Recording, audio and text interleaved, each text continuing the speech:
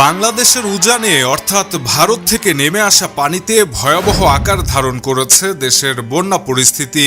ইতিমধ্যেই বাংলাদেশের সীমান্তবর্তী বাঁধ খুলে দিয়েছে ভারত। এরপরই রাতারাতি ভয়ঙ্কর আকার ধারণ করেছে দেশের সামগ্রিক বন্যা পরিস্থিতি।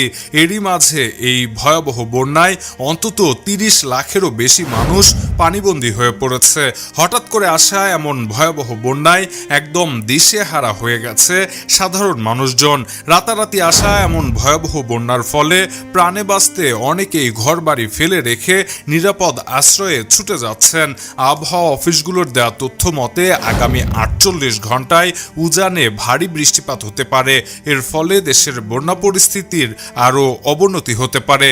সংবাদ মাধ্যমগুলো থেকে জানা গেছে এরই মধ্যে দেশের অন্তত ১২টি নদীর পানি বিপদসীমার উপর দিয়ে প্রবাহিত হচ্ছে। একই সঙ্গে ভারত থেকে আসা ভয়াবহ বন্যার পানিতে তলিয়ে গেছে দেশের অন্তত ৮টি জেলা। এই যখন অবস্থা, তখন পানিবন্দী হয়ে পড়েছে প্রায় ৩০ লাখেরও বেশি মানুষ।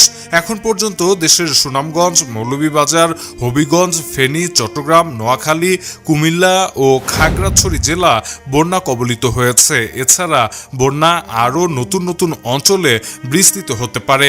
আবহাওয়া সংস্থাসমূহের তথ্য অনুযায়ী আগামী ৪৮ ঘন্টায় দেশের উত্তর পূর্বাঞ্চল ও তৎসংলগ্ন উজানে মাঝারি থেকে ভারী বৃষ্টিপাতের পূর্বাভাস রয়েছে।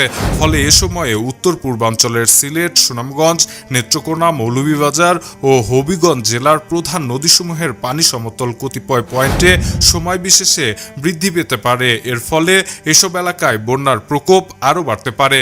দর্শক, বন্যার এমন আলোচিত খবরের ভিডিওগুলো সবার আগে পেতে এখনই সাবস্ক্রাইব করে রাখুন ইবিডি নিউজে। সেই সঙ্গে আমাদের ফেসবুক পেজটিতে ফলো করে দিতে ভুলবেন না।